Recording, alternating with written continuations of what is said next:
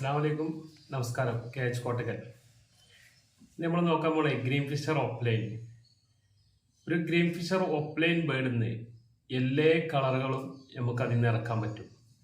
Blue, violet, പാർ blue, Mao, പേൽഫാലോ ഓപ്ലൈൻ, ഡൺഫാലോ ഓപ്ലൈൻ അതിൽ നിന്ന് ഇറക്കാൻ പറ്റും. നല്ല ക്വാളിറ്റി ഉള്ള ബേർഡുകൾ. അപ്പോൾ അതിൻ്റെ പെയറിങ് രീതികളൊക്കെ ഞാൻ വരും വീഡിയോകളിൽ നിങ്ങൾക്ക് പറഞ്ഞു തരാം. എങ്ങനെയൊക്കെ ഏതൊക്കെ ബേർഡ് ഇറക്കാൻ പറ്റുന്നുള്ളത് വരും വീഡിയോകളിൽ അത് ഞാൻ നിങ്ങളോട് ഡിസ്കസ് ചെയ്യാം. ഒരു ഓപ്ലൈൻ്റെ മാർക്കിംഗ് എന്ന് പറഞ്ഞാൽ അതിൻ്റെ ഹെഡ് ക്വാളിറ്റി, ഹെഡ് ഫുള്ളായിട്ട് ബ്രൈറ്റ് ഓറഞ്ച് ഹെഡ് വരും.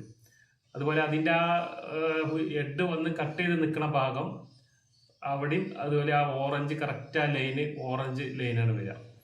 പിന്നെ അതിൻ്റെ ടൈല് വരുമ്പോൾ ടൈലിലും ആ ഓറഞ്ച് ടൈലാണ് വരിക. റമ്പിൽ വയലറ്റ് വരില്ല.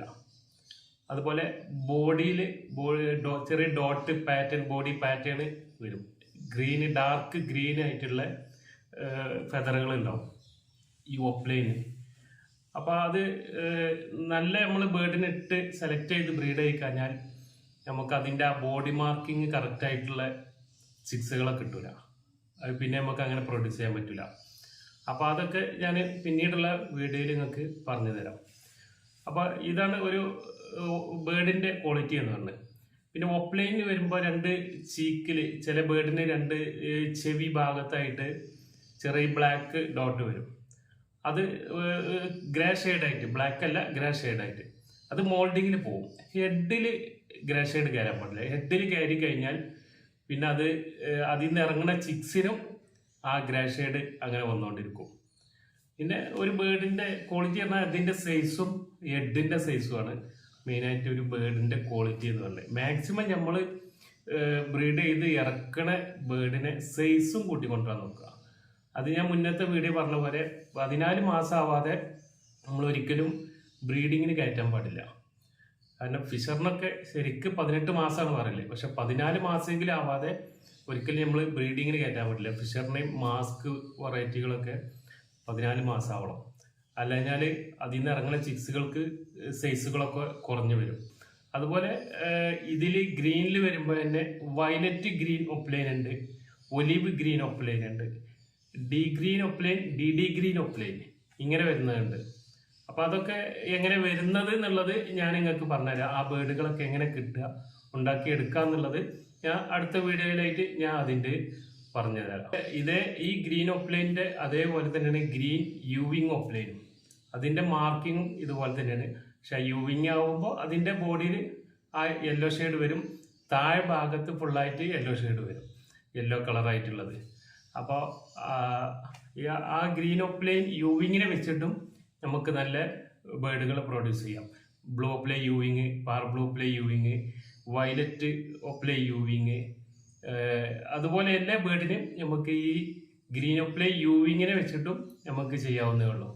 അപ്പോൾ എല്ലാവരും സെലക്ട് ചെയ്ത് എടുക്കുന്ന സമയത്ത് നല്ല ബേർഡിനെ നോക്കി, ക്വാളിറ്റി ഉള്ള ബേർഡിനെ നോക്കിയിട്ട് സെലക്ട് ചെയ്തെടുക്കുക. അതിൻ്റെ മാർക്കിങ് നമ്മൾ എപ്പോഴും ശ്രദ്ധിക്കണം. അത് എടുക്കണം എന്നുണ്ടെങ്കിൽ 5 മാസമായ 4-5 മാസമായ ചിക്സിനെ എടുക്കുക. അഡൽട്ട് ബേർഡിനെ എടുത്തു കഴിഞ്ഞാൽ അതിൻ്റെ മോൾഡിങ് കഴിഞ്ഞിട്ടുണ്ടാവും. അപ്പോൾ അതിൻ്റെ ആ ഒരു കറക്റ്റ് ക്വാളിറ്റി എത്ര ഉണ്ടായിരുന്നു എന്നുള്ളത് നമുക്ക് മനസ്സിലാവില്ല. ആ മാർക്കിങ് എല്ലാം മോൾഡിങ്ങിന് കുറേയൊക്കെ പോയിട്ടുണ്ടാവും, ആ ഗ്രേ ഷെയ്ഡൊക്കെ. അപ്പോൾ ചിക്സ് എടുക്കണമെന്നുണ്ടെങ്കിൽ മോൾഡിങ്ങിൻ്റെ മുമ്പ് എടുക്കണമെന്നുണ്ടെങ്കിൽ കറക്റ്റായിട്ട് നിങ്ങൾക്ക് മനസ്സിലാവും അതിൻ്റെ ബേർഡിൻ്റെ ക്വാളിറ്റി എന്താണെന്നുള്ളത് കറക്റ്റ് നിങ്ങൾക്ക് മനസ്സിലാവും. ആ ഒരു ഹെഡ് ക്വാളിറ്റി എല്ലാം ഗ്രേ ഷെയ്ഡ് ഉണ്ടോ ഇല്ല എന്നുള്ളതൊക്കെ. പിന്നെ അതുപോലെ നമ്മൾ ചിക്സ് എടുത്ത് സെറ്റായി കഴിഞ്ഞാൽ എപ്പോഴും നമുക്ക് ബെറ്റർ ചിക്സ് എടുത്ത് സെറ്റാക്കുകയാണ്. കാരണം നമ്മളെ വീട്ടിൽ ഒരു ബേർഡിനെ കൊടുന്നിട്ട്, ഒരു അഡൽട്ട് ബേർഡിനെ കൊടുന്നിട്ട് കഴിഞ്ഞാൽ അത് ബ്രീഡ് ആവുന്ന ബേർഡാണോ, എഗ് ചെയ്യോ, ഇല്ലെങ്കിൽ മെയിലാണെങ്കിൽ മാറ്റ് ചെയ്യോ, ഇതൊന്നും നമുക്ക് അറിയില്ല. അപ്പോൾ അതുപോലെ ഒരു ചിക്സ് എടുത്ത് സെറ്റാക്കുകയാണെന്നുണ്ടെങ്കിൽ അത് നമ്മളായിട്ടുള്ള ഒരു നമ്മൾ എന്ന് ഫുഡ് കൊടുക്കലും ഒരു ഇതായിട്ട് വരുമ്പോൾ നല്ല ഇണക്കം വരും നമ്മളായിട്ടാകുമ്പോൾ. നേരെ മറിച്ച് അഡൽട്ട് ബേർഡാണെന്നുണ്ടെങ്കിൽ അത് അത്ര പെർഫെക്റ്റ് ആയിട്ട് നമ്മളായിട്ടുള്ളൊരു ഇണക്കം ഉണ്ടാവില്ല, നല്ല പേടിയുണ്ടാവും. അങ്ങനെയുള്ള സമയത്ത് പ്രശ്നം തന്നെ ചിലപ്പോൾ എഗ്ഗ് ചെയ്ത് കഴിഞ്ഞാൽ ബോക്സിൻ്റെ ഉള്ളിൽ കിടക്കൂല. ചിലപ്പോൾ എഗ്ഗ് ആ കേജിൽ തന്നെ ഇടും, ബോക്സിൻ്റെ ഉള്ളിൽ കയറിയിട്ടിട്ടില്ല. അങ്ങനെയുള്ള പ്രശ്നങ്ങൾ വരും. അതുപോലെ നമ്മൾ ബോക്സ് തുറന്ന് നോക്കുന്ന സമയത്ത് അതിൽ നിന്ന് പെട്ടെന്ന് അവർ പേടിച്ചിട്ട് ഭയന്ന് പുറത്തേക്ക് ചാടും. ആ ഭയന്ന് പുറത്തേക്ക് ചാടുമ്പോൾ ആ എഗ്ഗൊക്കെ അങ്ങോട്ടും ഇങ്ങോട്ടും പോയിട്ട് അത് പൊട്ടും. അപ്പോൾ അതൊക്കെ ഈ അഡൽട്ട് ബേർഡിന് എടുക്കുമ്പോൾ ഉള്ള പ്രശ്നങ്ങളാണ്. ബ്രീഡിംഗ് സെറ്റ് എന്ന് പറഞ്ഞിട്ട് നമ്മൾ എടുക്കുന്ന സമയത്ത് വരുന്ന പ്രശ്നങ്ങളാണ്. റിസൾട്ടിലും നല്ല മാറ്റങ്ങൾ വരും. ബ്രീഡിംഗ് പെയർ എടുത്ത് സെറ്റ് ചെയ്ത് കഴിഞ്ഞാൽ ചിലപ്പോൾ നല്ല റിസൾട്ട് കിട്ടില്ല. ചിക്സ് ആകുമ്പോൾ കറക്റ്റ് റിസൾട്ട് കിട്ടും.